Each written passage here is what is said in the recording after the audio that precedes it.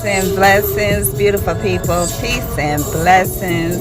I hope you're having a wonderful Self-Love Tuesday. Let's talk about She's Gotta Have It by Spike Lee, the Netflix series.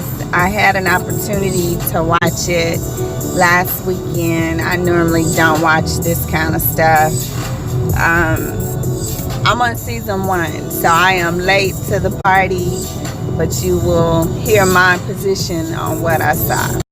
Okay, so first off, I didn't like any of the characters for the most part. None of them, especially the guys. No.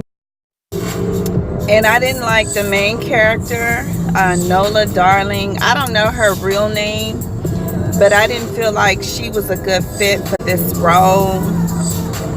In the show, they tried to portray her as like a 20-something-year-old, but she looks like she's my age, so I was unconvinced of the storyline, and I kept forgetting that she was supposed to be like 20.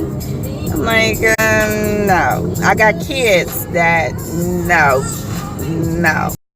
So right now, I'm working in the House of Finance, so we'll talk about that aspect of the show first. Okay, I've been out on my own since I was 18, okay? Out hustling, out getting it. I didn't have mom and dad at home helping me with my children. That's not my story. If you guys have read the book, Life by Design, Create a Life You Love, you will see that in the book that, it was me and God. And then from time to time, the universe will send me earth angels to help me fill in the blanks, So I couldn't relate to Nola Darling at all. I couldn't relate to the fact that you're single, no kids, you have a mom and dad to support you, you have a circle, a community of friends, and you out here making dumbass decisions. The decisions that she was making, oh my God. So Nola Darling, she made poor financial decisions. One decision she made was she didn't have the money for her rent, but she went and bought a dress that was almost $600. It was like $572 and some change. Then she was like, oh yeah, spread this out over 3 credit cards. Where they do that at? She was behind on her rent, but she wasn't hustling trying to get it. Then she kept telling her landlord some bullshit ass stories. My daughters, my goddesses, they make better decisions than that, Nola Darling. Like, I just wasn't here for her. She was selling her artwork, but she wasn't actively hustling to sell it. It seemed like every step of the way, there was her one girlfriend that had the art gallery where she was trying to, help Nola get her work out there. She had her artwork in there, but she was so distracted by these 3 dudes and this woman that she was sleeping with, because after all, Nola Darling is a hot-in-the-ass, polyamorous, pansexual, who was foolish and undisciplined. Instead of her thinking, let's get money and pause and all of that, she worried about those 4 people who were at the art show.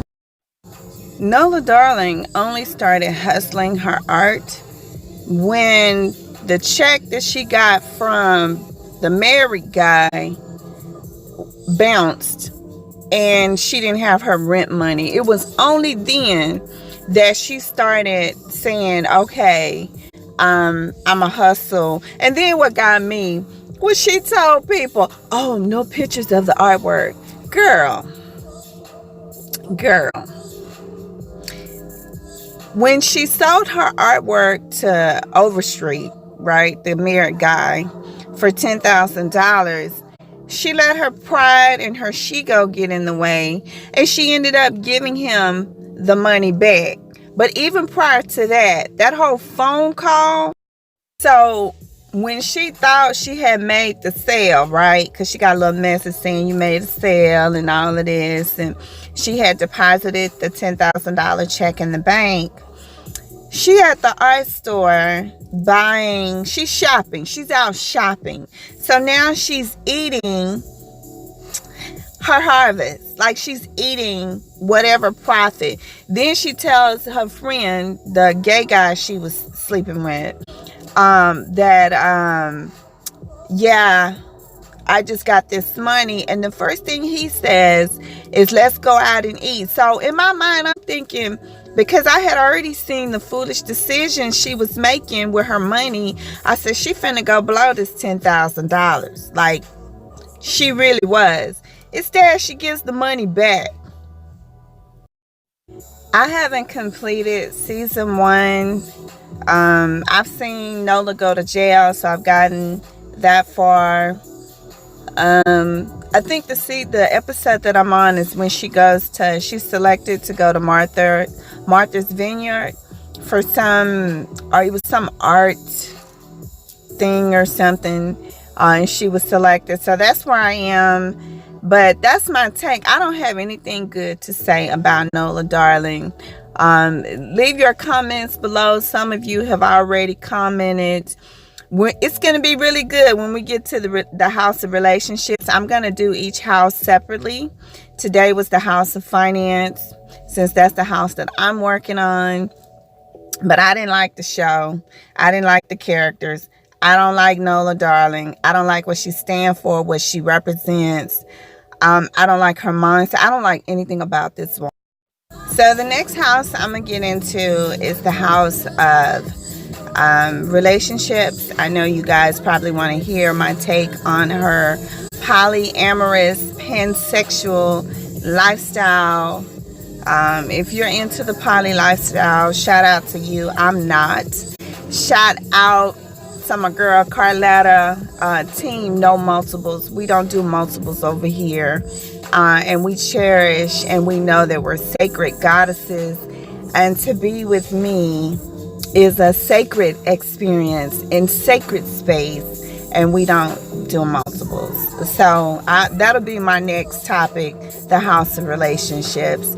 That's my financial take on She's Gotta Have It. No, she cannot be on Team Imani. Not even close. She can't sit with us.